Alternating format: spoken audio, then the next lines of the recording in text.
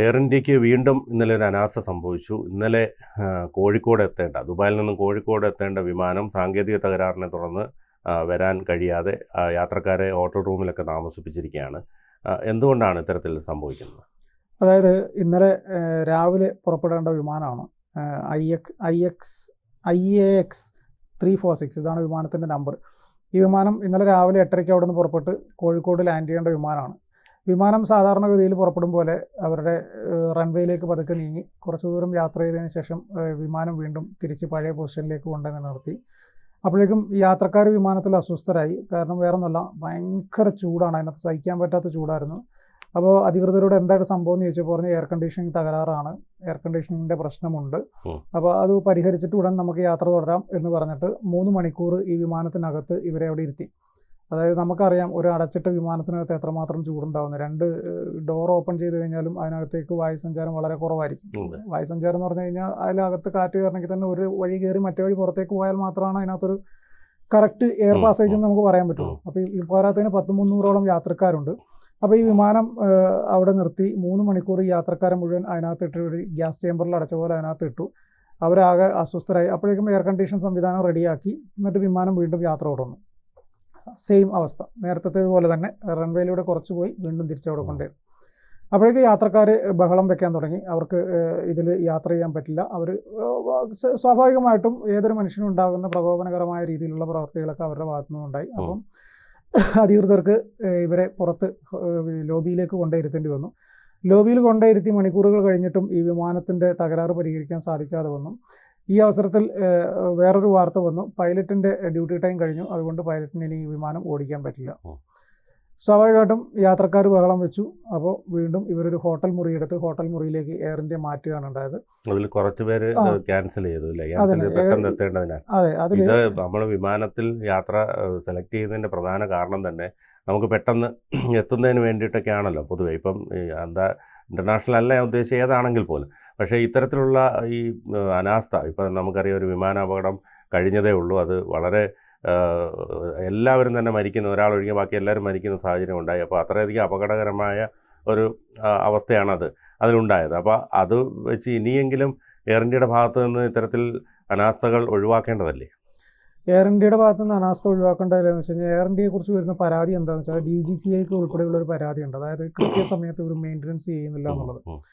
ഇതിനു മുമ്പ് ഈ അഹമ്മദാബാദ് വിമാന അപകടം നടന്ന സമയത്ത് അതിനു മുമ്പ് കുറച്ച് നാളുകൾക്ക് മുമ്പേ തന്നെ എയർ ഇന്ത്യക്ക് DGCA ഒരു നോട്ടീസ് കൊടുത്തിട്ടുണ്ടായിരുന്നു.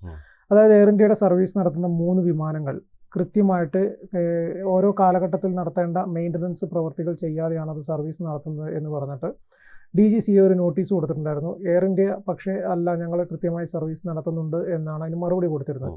പക്ഷേ അഹമ്മദാബാദ് വിമാന അപകടം നടന്നതിന് ശേഷം ഇല്ല, ഞങ്ങളുടെ ഭാഗത്തു നിന്ന് വീഴ്ച സംഭവിച്ചിട്ടുണ്ട് എന്ന് പറഞ്ഞിട്ട് എയർ ഇന്ത്യ 3 ഉദ്യോഗസ്ഥരെ സസ്പെൻഡ് ചെയ്തിരുന്നു. അപ്പോൾ അതിനകത്ത് അന്ന് DGCA സൂചിപ്പിച്ച കാര്യം എന്ന് വെച്ച് കഴിഞ്ഞാൽ ഈ 3 വിമാനങ്ങളിൽ ഒരു വിമാനം 3 മാസം അതിൻ്റെ സർവീസ് മെയിൻ്റനൻസ് സർവീസ് ഒന്നും നടത്താതെ അത് ദുബായ്, ജിദ്ദ, സൗദി തുടങ്ങിയ രാജ്യങ്ങളിലേക്ക് ഈ 3 മാസം യഥേഷ്ടം സർവീസ് നടത്തിയെന്നുള്ളതാണ് ഏറ്റവും കുറ്റകരമായ ഒരു സംഭവമാണ്. അത് നമ്മൾ ഓർക്കണം.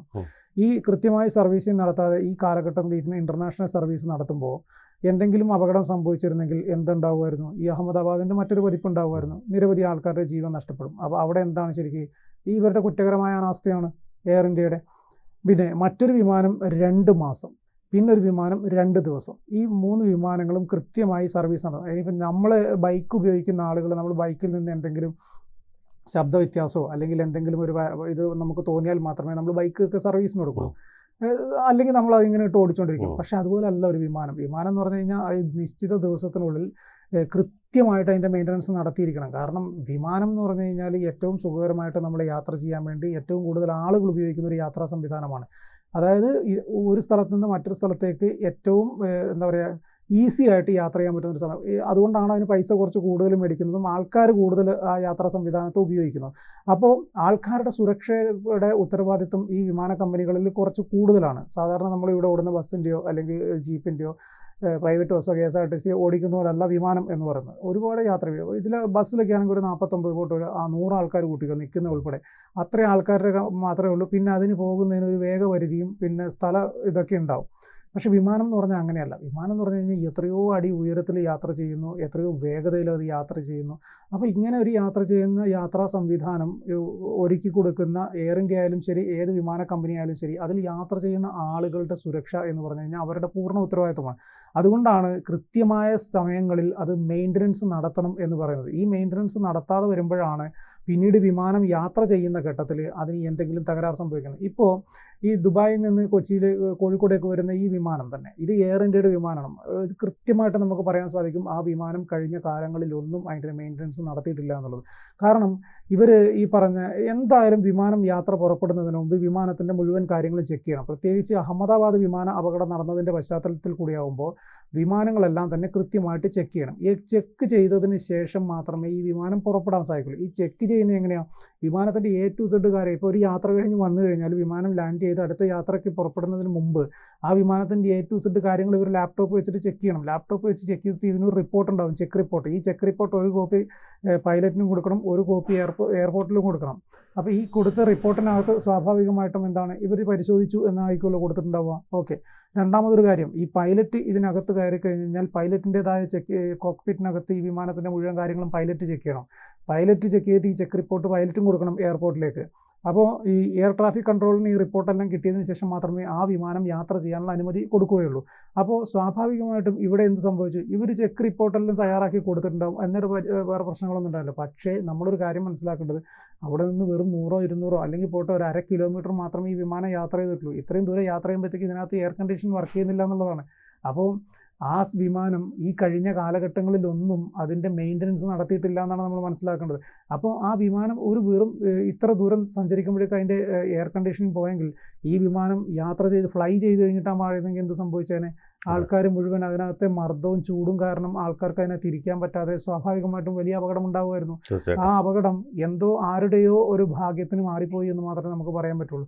ഇത്തരത്തിൽ എയർ ഇന്ത്യയെ പോലുള്ള വർഷങ്ങളായിട്ട് ഈ മേഖലയിൽ പ്രവൃത്തി പരിചയമുള്ള ഒരു ടീം അല്ലെങ്കിൽ ഒരു സംവിധാനം അവരുടെ കുറ്റകരമായ അനാസ്ഥ തുടരുന്നു എന്ന് പറഞ്ഞു കഴിഞ്ഞാൽ കൃത്യമായിട്ട് എയർ ഇന്ത്യക്കെതിരെ നടപടിയെടുക്കാനുള്ള സംവിധാനം DGCA കൊണ്ടുവരണം. കാരണം എയർ ഇന്ത്യക്ക് നോട്ടീസ് കൊടുക്കുന്നു, എയർ ഇന്ത്യ മറുപടി കൊടുക്കുന്നു, പിന്നെ നടപടിയെടുക്കുന്നു, അതവിടെ കഴിഞ്ഞു. പിന്നീട് ഇതിൻ്റെ ബാക്കി പത്രമായിട്ട് അടുത്ത വിമാനങ്ങളോ കാര്യങ്ങളോ ഒന്നും ചെക്ക് ചെയ്യുന്നില്ല. ഇപ്പോൾ കഴിഞ്ഞ അഹമ്മദാബാദ് വിമാനാപകടം നടന്നതിന് ശേഷം ഈ എൻജിൻ സ്വിച്ചിൻ്റെ ഒരു കാര്യം, മറ്റേ ഇന്ധന വിതരണ സ്വിച്ചിൻ്റെ ഒരു കാര്യം പറഞ്ഞു. അപ്പോൾ ഈ എല്ലാ വിമാനങ്ങളും, അതായത് ബോയിങ് അധികൃതർ നിർമ്മിച്ച് നൽകിയ എല്ലാ ഡ്രീം ലൈനറും വിഭാഗത്തിൽപ്പെട്ട എല്ലാ വിമാനങ്ങളും ചെക്ക് ചെയ്യണമെന്ന് പറഞ്ഞു. ഈ ഡ്രീം ലൈനർ വിഭാഗത്തിൽപ്പെട്ട വിമാനങ്ങൾക്ക് മാത്രമേ അപകടം ഉണ്ടാകാൻ പാടുള്ളൂ എന്നുണ്ടോ? ഇല്ല, വേറെയും എത്ര വിമാനങ്ങളുണ്ട്, ആ വിമാനങ്ങളുടെ ഒന്നും ചെക്ക് ചെയ്യണ്ടേ? ഇൻ കേസ് ഇനി എയർ ഇന്ത്യക്ക് ഇത് കൊടുത്തു, എയർ ഇന്ത്യ 21-ാം തീയതിക്കുള്ളിൽ ആണ് ഇതിൻ്റെ ഫുൾ വിമാനങ്ങളും ചെക്ക് ചെയ്തിട്ട് റിപ്പോർട്ട് കൊടുക്കണം. 30 വിമാനങ്ങളാണ് ഡ്രീം ലൈനറിൻ്റെ എയർ ഇന്ത്യയുടെ കൈവശമുള്ളത്. ബാക്കി കുറച്ച് വിമാനങ്ങൾ 8-9 വിമാനങ്ങൾ മാത്രമാണ് ഇൻഡിഗോയുടെ കയ്യിലുള്ളത്. ഇൻഡിഗോയുടേത് വളരെ പുതിയ വിമാനങ്ങളാണ്, പക്ഷേ ഈ എയർ ഇന്ത്യയുടേത് കുറച്ച് പഴക്കമുള്ള വിമാനങ്ങളാണ്. ഇന്ധന വിതരണ സംവിധാനത്തിൻ്റെ സ്വിച്ച്, ആ സ്വിച്ച് പരിശോധിച്ചിട്ട് റിപ്പോർട്ട് കൊടുക്കാനാണ് പറഞ്ഞത്. ഇനി ഈ സ്വിച്ചിൻ്റെ കൊണ്ട് മാത്രമേ അപകടം ഉണ്ടാവുള്ളൂ എന്നാണോ? അല്ല, അതിന് വേറെയും സാധ്യതയുണ്ട്. അപ്പോൾ DGCA കൊടുക്കേണ്ട നോട്ടീസ് എന്താണ്? വിമാനം മുഴുവനായിട്ടും പരിശോധിച്ചിട്ട് അതിൻ്റെ ഫുൾ ചെക്ക് റിപ്പോർട്ടാണ് തരണം എന്നാണ് കൊടുക്കേണ്ടത്. പക്ഷേ എയർ ഇന്ത്യ പോലൊരു സംവിധാനം ഇതിനു മുമ്പ് കള്ള റിപ്പോർട്ട് കൊടുത്തത് കൊണ്ട് എന്ത് ചെയ്യണം? DGCയുടെ ഭാഗത്ത് നിന്ന് ഒരാളെയും കൂടെ ഇൻസ്പെക്ഷന് വേണ്ടിയിട്ട് നിയോഗിക്കണം. അങ്ങനെ ഇൻസ്പെക്ഷന് വേണ്ടി നിയോഗിച്ചാൽ മാത്രമേ ഇനിയെങ്കിലും ഇതിൽ യാത്ര ചെയ്യുന്ന ആളുകൾക്ക് സുരക്ഷയുടെ കാര്യത്തിൽ ഒരു ഭയമില്ലാതെ വിമാനയാത്രാ സംവിധാനം ഉപയോഗിക്കാൻ പറ്റും. നമുക്ക് മുന്നിൽ അഹമ്മദാബാദ് മാത്രമല്ല, ഇതിന് മുമ്പും പല അപകടങ്ങൾ ഉണ്ടായിട്ടുണ്ട്. പക്ഷേ അഹമ്മദാബാദാണ് നമുക്ക് ഇപ്പോൾ ലേറ്റസ്റ്റ് ആയിട്ട് വന്ന ഒരു അപകടം എന്നുള്ളതുകൊണ്ട് തന്നെ അതിൻ്റെ പശ്ചാത്തലത്തിൽ എയർ ഇന്ത്യ മാത്രമല്ല, വിമാനയാത്രയെക്കുറിച്ച് ആളുകൾക്ക് ആശങ്കയുണ്ടാകാതിരിക്കാൻ എല്ലാ വിമാനങ്ങളും കൃത്യമായിട്ട് ചെക്ക് ചെയ്യുമ്പോൾ അതിൽ DGCയുടെ ഭാഗത്ത് നിന്ന് ഒരാൾ കൂടി ഉണ്ടാകണം എന്നതാണ് ഇപ്പോൾ പറയാനുള്ളത്. കൂടുതൽ വാർത്തകളും വിശേഷങ്ങളും നിങ്ങളിലേക്ക് എത്താൻ ABC മലയാളം സബ്സ്ക്രൈബ് ചെയ്യുക, ബെൽ ബട്ടണും അമർത്തുക.